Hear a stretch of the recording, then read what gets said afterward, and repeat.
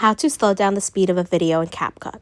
So any video that you make, you can control the speed so we can slow it down. So what we're going to do is slow down the speed on this video is we're going to click on the video itself.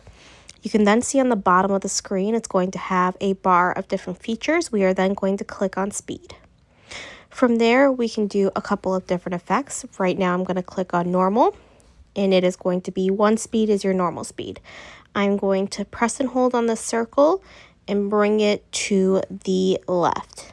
That is then going to show that the duration is going from 5 seconds to 14 seconds. I click check, and now this is now slowed down from what it was. And that is how you control the speed of a video on CapCut.